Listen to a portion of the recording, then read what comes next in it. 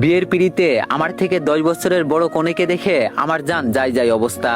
ভাবছিলাম কম বয়সী কোনো মেয়ের সাথে আমার বিয়ে ঠিক হয়েছে, কিন্তু কে জানতো মেয়ে আমার থেকে এত বড় হবে। আমি মেয়ের দিকে এতক্ষণ তাকিয়েছিলাম, এর মাঝেই পিচ্ছে একটা ছেলে এসে আমার পাঞ্জাবি ধরে বলল, তাহলে তুমি আমাদের নতুন বাবা, তাই তো? বাবা, আমার না মজা খেতে খুব ইচ্ছে করছে, আমাকে চকলেট এনে দাও না বাবা। পিচ্ছে ছেলের কথা শুনে আমার চোখ বড় বড় হয়ে গেল। মাত্র বিয়ে করতে আসলাম, এখনো বিয়ে করি নাই, এর আগেই বাবা ডাক শুরু করেছে। কলেজে পড়ি আমি, এখনো কচি একটা ছেলে আমি, আর এত বড় বয়স্ক বৃদ্ধ মহিলাকে আমি বিয়ে করব? অসম্ভব। মহিলার একটা ছেলেও আছে। আমি পাশ ফিরে তাকিয়ে আপুকে ডাক দিব, ঠিক তখন আরেকটা মেয়ে এসে বলল, আম্মু কিছু টাকা দাও তো, আমার স্কুলে লাগবে। আর এটা কি আমার নতুন পাপা? ভালো হয়েছে আম্মু, বাপ বেটির বয়সের তফাৎ হবে না, একসাথে কলেজে পড়বো। মানুষ বলবে, ওই দেখ রাস্তা দিয়ে বাপ বেটি যাইতেছে, ওরা আবার একই ক্লাসে পড়ে। আমার হবু বউ, যার সাথে এখনো বিয়ে হয় নাই, তিনি কিছু টাকা বের করে দিয়ে মেয়েটাকে বলল, যা মা, গিয়ে খেলা কর, আমি বিয়েটা করে ফেলি। আমি এবার রেগে আপুকে ডাক দিয়ে বললাম, এখানে আই। আপু আমার সামনে দাঁড়িয়ে বলল, ভাই বল কি হয়েছে? আর তোর দুলাভাইকে তো খুঁজে পাওয়া যাচ্ছে না, বলতে পারিস কোন দিকে গেছে? আমি আস্তে করে বললাম, তোর উপর আমি বিশ্বাস করে বিয়েতে হ্যাঁ বলছি, তাই বলে আমার থেকে এত বয়স্ক মেয়েকে আমি বিয়ে করব? এটা হতে পারে না। আপু মুখ চেপে হাসি দিয়ে বলল, আমি কিছু জানি না ভাই, তুই তো বিয়ে করতে চাস, এজন্য যারে পাইছি তারই বিয়ের পিড়িতে বসিয়েছি, চোখ বুজে বিয়েটা করে ফেল। আর মেয়ের এত বয়স কে বলেছে? মাত্র 45 হয়েছে, 50 হলে না হয় একটা কথা ছিল। আমি যাই, গিয়ে দেখি সবাই কি করছে। আমি বললাম, আপু দাঁড়া।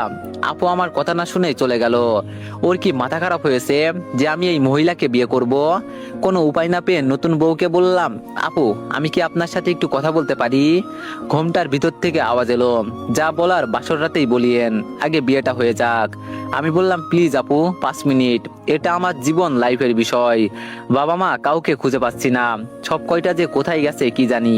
আমার কথা শুনে আমার সমবয়সী একটা মেয়ে এসে বলল, দুলা ভাই আসেন আমার সাথে, হবু বউয়ের সাথে কথা বলবেন তাই তো, চলেন। ইস, এই মেয়ের সাথে বিয়ে হলে কি হতো? এত সুন্দর সুন্দর মেয়ে রেখে আমাকে এই বুড়ি মহিলার সাথে বিয়ে দিবে? সি। রুমে যেতেই আমার হবু বউ ওয়াশরুমে চলে গেল। মেয়েটা আমাকে দেখে হেসে বলল, আপনার কপাল ভালো যে আমার নানির মতো একটা বউ পাইছেন। আমি এবার মাথায় হাত দিয়ে বললাম, কি নানি? মেয়েটি দাঁত কেলিয়ে বলল, নানি। ওয়াশরুম থেকে একটা লাল শাড়ি পরা বুড়ি বের হলো। এই বুড়ির আবার বুড়ো বয়সে ভীমরতি এসেছে নাকি? এই বয়সে লাল শাড়ি পরেছে, কাহিনী কি? লাল শাড়ি পরা মধ্যবয়স্ক নারী আমার সামনে এসে বলল, গো স্বামী বলেন। আমি বললাম, এই দাদি, আপনি কি পাগল হয়েছেন? আমাকে স্বামী বলছেন? আমি তো আপনার ছেলের বয়সী।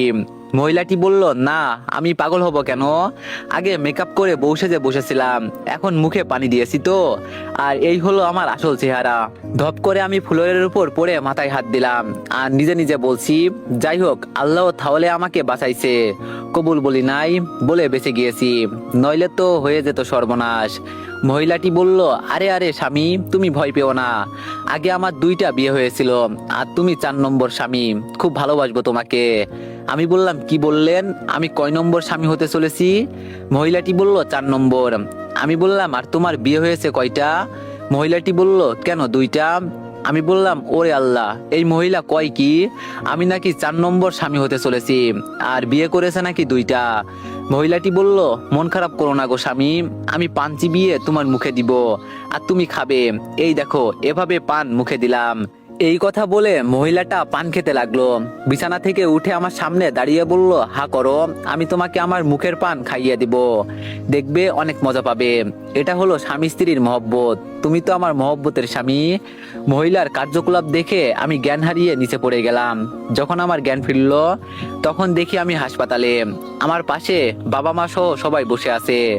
একটু দূরে সেই মহিলাকে দেখে শুধু বললাম, আমি রেগে গেলে কি করব জানো তো বাবা? ওকে এখান থেকে বিদায় করো, নইলে। বাবা আমার রাগ দেখতে পেয়ে মহিলাকে হাতে ইশারা করে বলল চলে যেতে।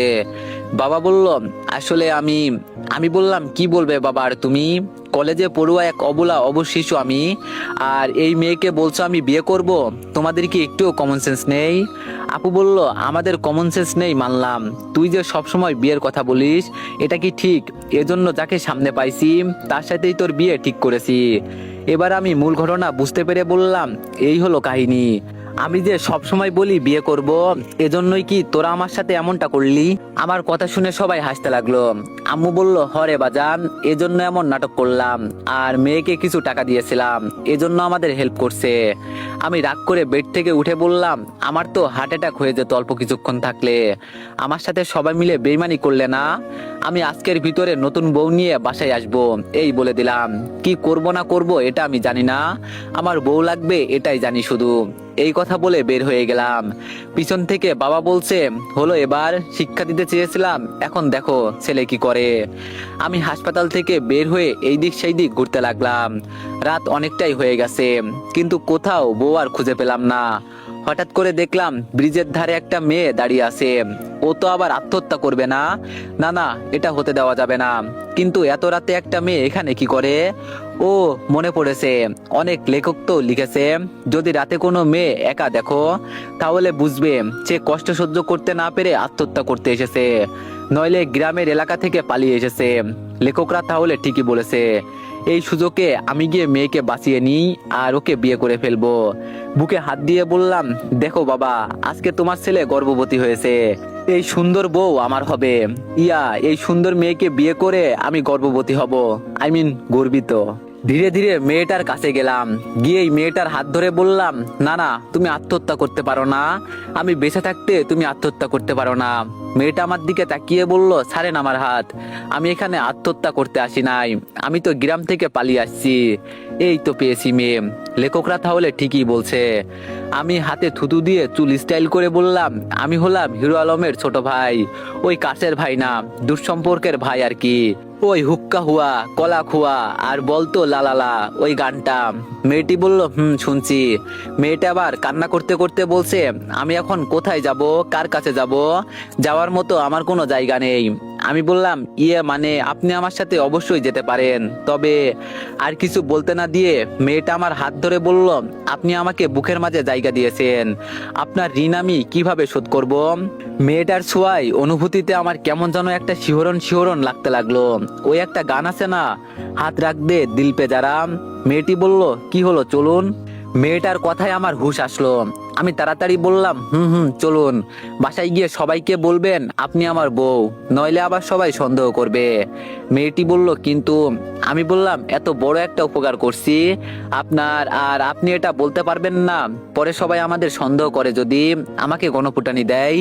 মেয়েটি বলল, আচ্ছা সমস্যা নেই। ইয়েস গুরু ইয়েস, মেয়ে তো পটে গেছে মামা।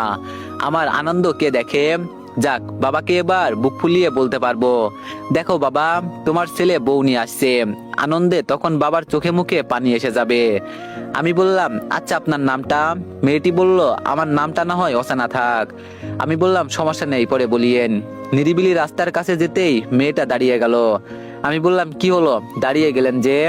মেয়েটা ধপ করে ব্যাগ থেকে চাকু বের করে আমার সামনে ধরে বলল, যা আছে সবকিছু বের করে দে, নইলে এই চাকু কিন্তু পেটের মাঝে ঢুকিয়ে দেব। এক নিমিষেই আমার হাসি উদাও হয়ে গেল। তাহলে এই মেয়ে একজন কিডন্যাপার, খাইছে রে আমাকে। আমি সাথে সাথে হাত উঁচু করে বললাম, তাহলে আপনি গ্রাম থেকে পালিয়ে আসেন নাই? মেয়েটা হু হু করে হাসতে হাসতে বলল, তোর মতো আবুল্লাহ ছেলে আমি খুব কমই দেখেছি। অবশ্য আমার এতে ভালোই হয়েছে, তোরে পটাইতে হয় নাই, উল্টা আমাকে পটাইলি তুই। কিন্তু লাভ হলো না, আহারে আফসোস। তাড়াতাড়ি সবকিছু বের করে দে বলছি, নইলে ঢুকিয়ে দিব। আমি পকেট থেকে মানি ব্যাগ বের করে বললাম, ফোন বাসায় রেখে আসছি, এটাই আছে শুধু।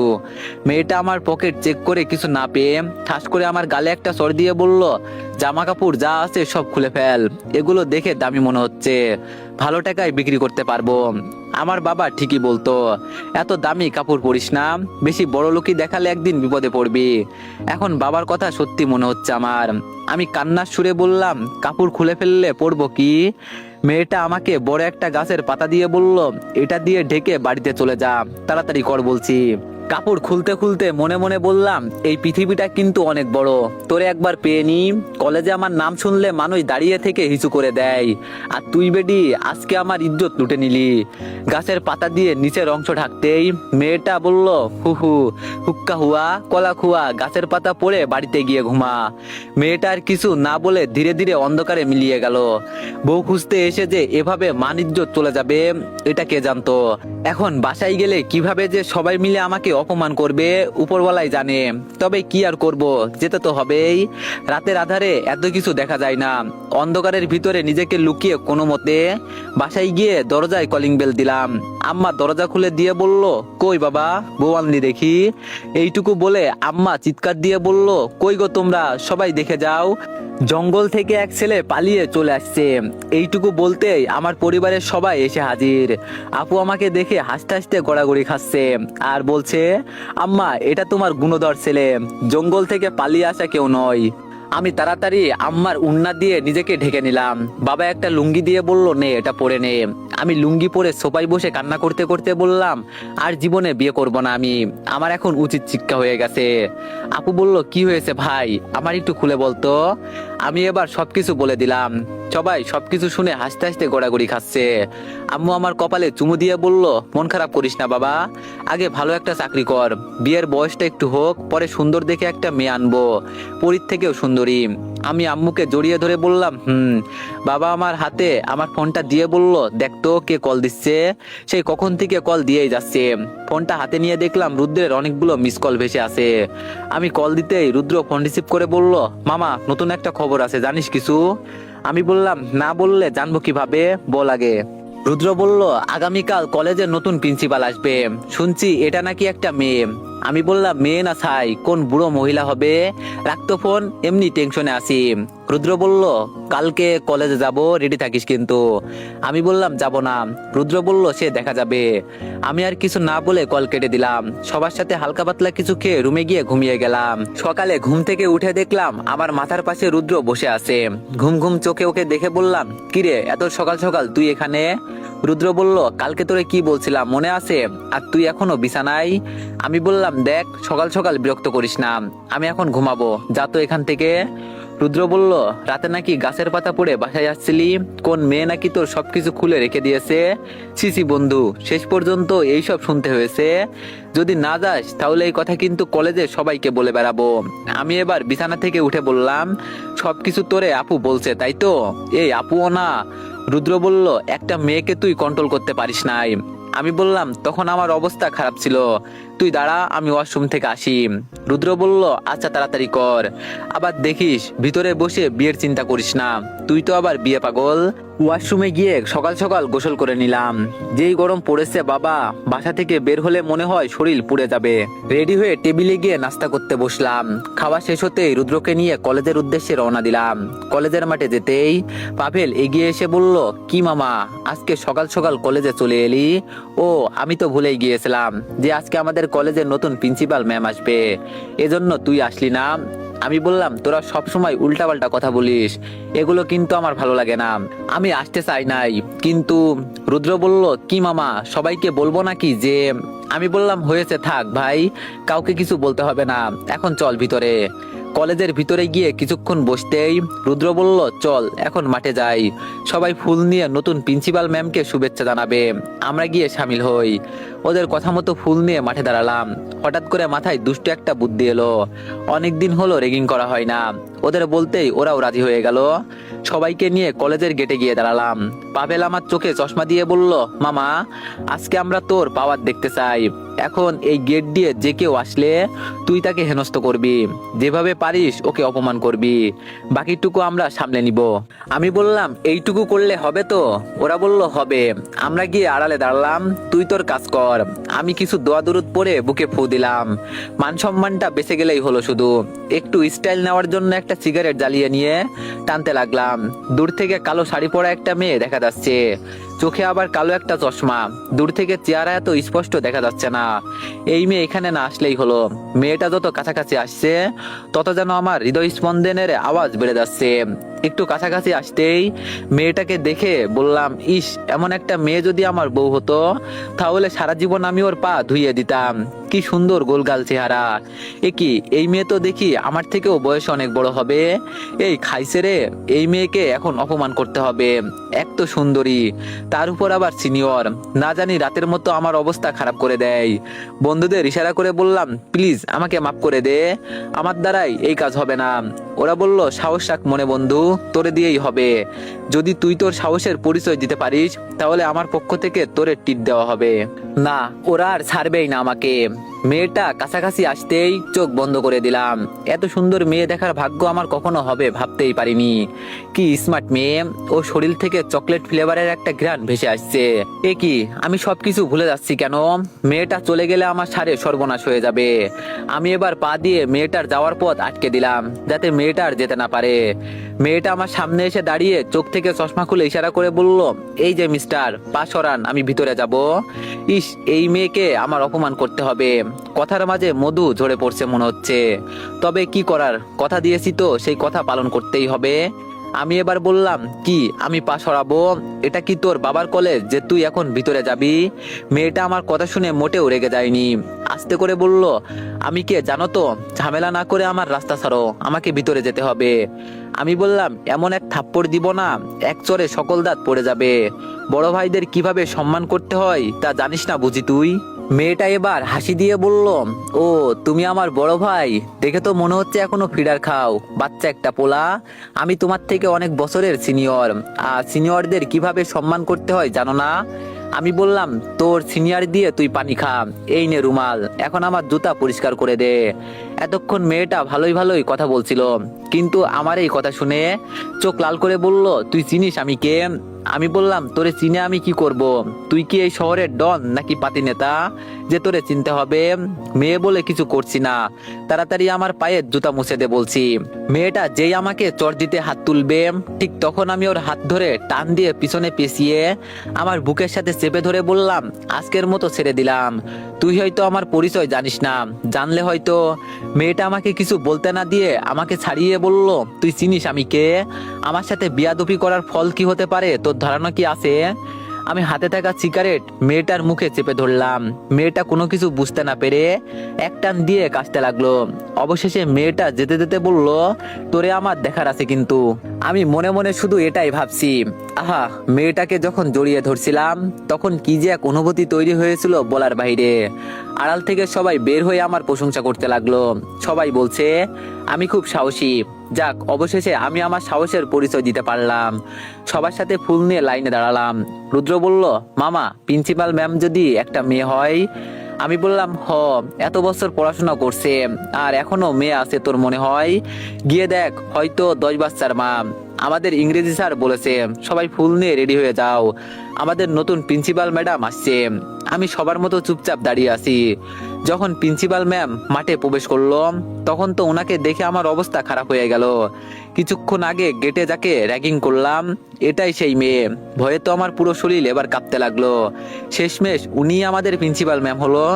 রুদ্র তো আমার কাঁপাকাঁপি দেখে বলল, মামা তুই তো শেষ, আমি তোর ভবিষ্যৎ অন্ধকার দেখতে পারছি। আমি রেগে বললাম, শালা তোরা আমার বন্ধু নাকি শত্রু?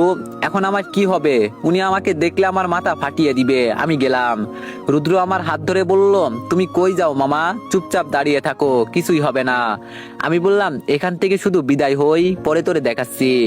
রুদ্র বলল, সেই পর্যন্ত তুই বেঁচে থাকবি না। ভাবা যায় তুই কিনা প্রিন্সিপাল ম্যামের সাথে র্যাগিং করলি। পাশে থাকা একটা ছেলে বলল, আরে তোরা সবাই চুপ থাকতো, রিয়া ম্যাডাম আসছে, কথা বলবি না। ও, তার মানে আমাদের নতুন প্রিন্সিপাল ম্যামের নাম রিয়া?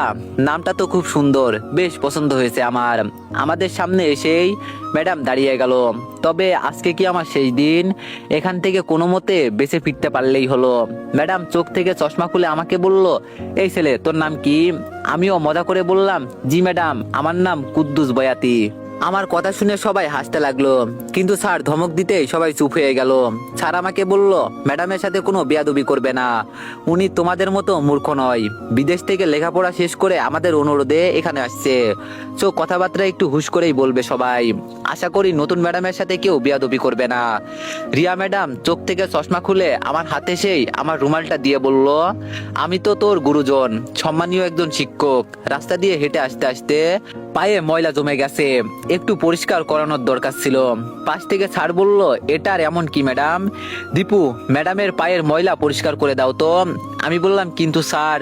স্যার বলল, কোনো কিন্তু শুনতে চাই না, যা বলছি তাই করো। রুমালটা হাতে নিয়ে আস্তে করে বললাম, নিজের মাথায় নিজে কুড়াল দিলাম। কেন যে আমি ওদের কথা শুনতে গেলাম? ওরা সবাই তো মুখ বুজে হাসাহাসি করছে। আমি নিচে বসতেই ম্যাডাম দূরে সরে বলল, থাক হয়েছে, আর কিছু করতে হবে না, আমার কথা শুনছো এটাই অনেক। আমি দাঁড়িয়ে বললাম, ধন্যবাদ ম্যাডাম আপনাকে। কি বলে যে ধন্যবাদ দিব ভাষা। ম্যাডাম ফোন দেখিয়ে বলল, আমি ফোনে কথা বলছিলাম, তোমাকে তো কিছু বলি নাই, তুমি দাঁড়িয়ে গেলে কেন? তোমাকে যা বলছি তাই করো। আমার বোকামো দেখে চারপাশে হাসির রোল পড়ে গেল। স্যার ধমক দিয়ে বলল, এই ছেলে, তোমাকে ম্যাডাম কি বললো তুমি শোনো নাই? এখনো বিয়াদবের মতো দাঁড়িয়ে আছো। রাগে এখন আমার শরীর ফেটে যাচ্ছে। তাও আমি ধৈর্য ধরে নিচে বসে আবার ম্যাডামের পায়ের জুতার ময়লা পরিষ্কার করে দিলাম। ম্যাডাম চলে যেতে আমি বললাম, কলেজে এসে কখনো এমন অপমানিত হব ভাবি নাই। রুদ্র বলল, আমরা আসলেই সরি বন্ধু, ভাবি নাই ম্যাডাম তোর সাথে এমন কিছু করবেন। আমি বললাম, ছাড় বাদ দে, এতে আর কি বা হলো, উনি আমার গুরুজন, সম্মানীয় ব্যক্তি তাই না? এই কথা বলে সব কয়টাকে উড়াধুরা মারতে লাগলাম। শেষে সবাই মিলে 2 তলায় চলে গেলাম। বিড়ি সিগারেট না খেলে আমাদের আবার নেশা হয় না। হঠাৎ করে নিচে একটা মেয়ের দিকে আমার নজর গেল। এটা তো রাতের সেই মেয়ে যে আমার কাছ থেকে রাতে সবকিছু নিয়ে গিয়েছিল। আমি তাড়াতাড়ি সিঁড়ি বেয়ে নিচে নামতে লাগলাম, কিন্তু নিচে গিয়ে দেখি মেয়েটা উধাও হয়ে গেল। যাক বাবা, এই অল্প সময়ের ভিতরে মেয়েটা আবার কই হারিয়ে গেল? রুদ্র বলল, কিরে মামা কি হয়েছে, এভাবে দৌড়ে আসলি কেন? আমি বললাম, রাতে আমার সাথে যা কিছু হয়েছিল এটাই সেই মেয়ে, ওরে এখানে দেখছিলাম কিন্তু উধাও হয়ে গেল। রুদ্র বলল, এই কলেজে থাকলে অবশ্যই পাবি, চিন্তা করিস না, ও আমার বন্ধুকে। আমি বললাম, আরে বেটা থাক, ওরা শুনতে পারলে তোর খবর আছে। এর মাঝে সিনিয়র এক ভাই এসে বলে গেল, আমাকে নাকি প্রিন্সিপাল ম্যাডাম ডাকছে। রিয়া ম্যাডামের নাম শুনে আমার শরীরে মরিচের মতো জ্বালাতে লাগলো। এতগুলো মানুষের সামনে উনি আমাকে দিয়ে উনার জুতা পরিষ্কার করালেন। পাবেল আমার ঘাড়ে হাত দিয়ে বলল, এত রেগে গেলে হবে না মামা, যাই করিস না কেন মাথায় রাখিস উনি এই কলেজের প্রিন্সিপাল। যদি একবার আমাদের উপর লালকালি বসিয়ে দেয় তাহলে আমাদের পড়াশোনা জীবনের জন্য বন্ধ হয়ে যাবে। আমি পাভেলের কথা শুনে চুপচাপ প্রিন্সিপাল ম্যামের রুমের দিকে যেতে লাগলাম। ওরা আমার পিছনে আসছে। দরজার সামনে গিয়ে বললাম, ম্যাডাম আমি কি ভিতরে আসবো? রিয়া ম্যাডাম বসে বসে বিস্কুট খাচ্ছিল আর ফোনে কি দেখে হাসছিল। আমার কথা শুনতে পেরে বলল, আসো, তোমার জন্য অপেক্ষা করছিলাম। আমি ভিতরে গিয়ে ওনার টেবিলের সামনে দাঁড়িয়ে বললাম, জি ম্যাডাম বলেন। ম্যাডাম বলল, এখন ম্যাডাম বলছো, আমাকে তখন তো তুই করে বলছিলে, আর কি জানো মনে পড়ছে না। আমি বললাম, সরি ম্যাডাম, আমি বুঝতে পারি না এটা আপনি ছিলেন। ম্যাডাম বলল, তোর কত বড় সাহস, তুই আমার কলেজের মেয়েদেরকে র্যাগিং করিস? এমন বড় সাহস তোরে কে দিয়েছে? প্রথম দিনই ম্যাডামের এমন রাগী চেহারা দেখে একটু ভয় লাগলো। উনি যেভাবে হুঙ্কার দিয়ে কথা বলছেন, ভয়ে তো আমার কলিজায় পানি নাই। আমি মাথা নিচু করে বললাম, সরি ম্যাডাম, আমি ভুল করে ফেলেছি, আমি জানতাম না এটা আপনি ছিলেন, প্লিজ ম্যাডাম মাফ করে দেন। ম্যাডাম বলল, তোরে জন্মের মতো উচিত শিক্ষা দিতে হবে, এখন মাঠের মাঝে গিয়ে কান ধরে এক পা উঁচু হয়ে দাঁড়িয়ে থাকবি। আমি যতক্ষণ পর্যন্ত ক্লাসে না আসবো ততক্ষণ পর্যন্ত দাঁড়িয়ে থাকবি। আমি বললাম, প্লিজ ম্যাডাম ক্ষমা করে দেন, আমার ভুল হয়ে গেছে।